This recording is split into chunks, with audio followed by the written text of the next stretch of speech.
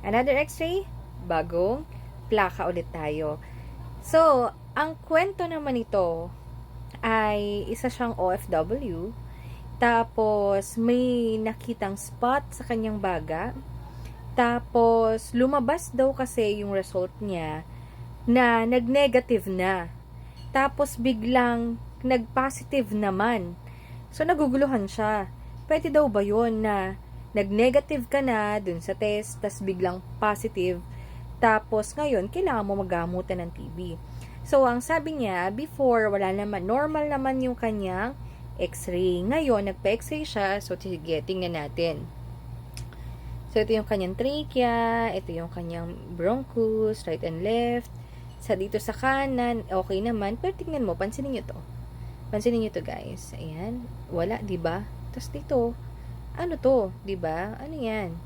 Wala naman siyang pneumonia, walang tubig ang kanyang baga, okay naman yung kanyang puso. So ito 'yon. So siguro nag-spot view or pinag-compare yung dati niyang x-ray. Ito 'yon. Yan. So ito yung dati niya, parang meron din no, konti, pero iba na kasi ngayon. Tingnan mo, may something talaga dito. Ngayon, ito yung binigay sa kanya. But anyway, thank you po sa mga nagbigay po ng mga prayers, sa mga nag-wish na sana po ay gumaling na po ako. Thank you very much po. Natapos na yung operation. Pero ongoing pa rin po tayong nagpapagaling.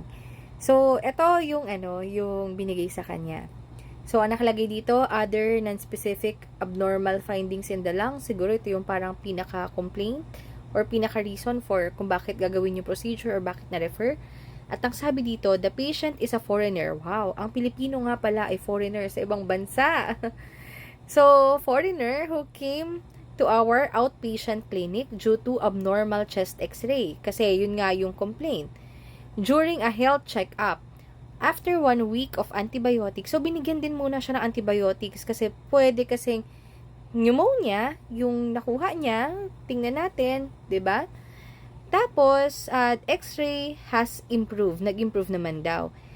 The 3 sets of sputum test and tuberculosis smear were all negative. So, ibig sabihin, meron siyang ginawang sputum testing. Tapos, meron din siyang ginawa na tuberculosis smear or pwedeng AFB smear yon or sputum AFB. Dumaha ka, yung plema mo, tiningnan sa microscope kung merong bacteria ng tuberculosis. At ang sabi dito, there is no infectious area and no need for isolation. So, wala daw nakita doon. He can work normally. So, ibig sabihin, parang fit to work siya. It is recommended that if the sputum culture is negative. So, ibig sabihin, meron siyang ginawang 3 set of sputum. Pwedeng sputum gene expert yan, yung tuberculosis smear and tuberculosis na culture or TB culture.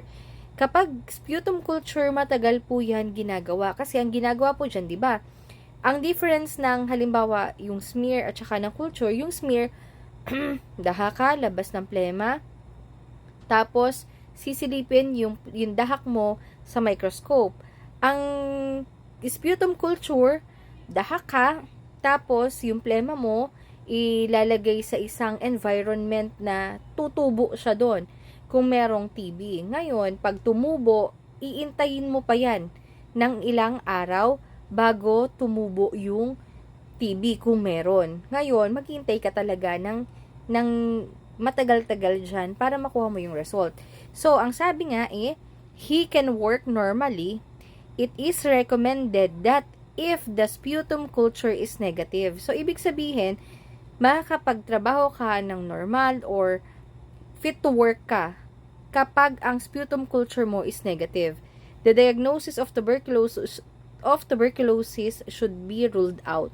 So, yun yung sabi. And then, pag nakita mo kasi itong paper na ito, nakalagay dyan na valid itong papel na yan once na meron na siyang parang stamp or meron ng pang medical nila. Kumbaga, baka, kung sa atin, may logo or may seal, ganyan. Tapos, yun nga, nalito siya kasi naglabas ng panibago. Ito, kung mapapansin niyo itong papel na ito, meron na siyang red something dito. kumbaga ay may seal na. So, ibig sabihin, yan na yung pinaka-final. Yan na yung yan na pinaka-valid kung isasubmit mo siya as medical. So, nakalagay dito, the patient is a foreigner who came to our hospital for treatment due to abnormal chest x-ray. 3 set of sputum test and tuberculosis smear were negative. So, negative yung kanyang smear. But, the tuberculosis culture was positive. So, syempre, tulad nga ng sabi ko kanina, mag-iintay ka ng ilang araw bago tumubo dun yung mikrobyo, tas saka nila titingnan, doon siya nag-positive. Kaya, nagbago. Kasi yung unang recommendation, mafi-fit to work siya kapag yun ay negative. And then, he was diagnosed with pulmonary tuberculosis kasi yung mismong bacteria ng tuberculosis ang nakita at tumubo dun sa culture. Kaya, sure na sure yan na yan ay mayroong TB. He started treatment on January 20, 2014 and, he started treatment on February 20, 2014. Or baka may previous na rin siyang history ng TB and can work normally without isolation. Medyo naguluhan lang ako dun sa date dito or baka mali lang yung translation.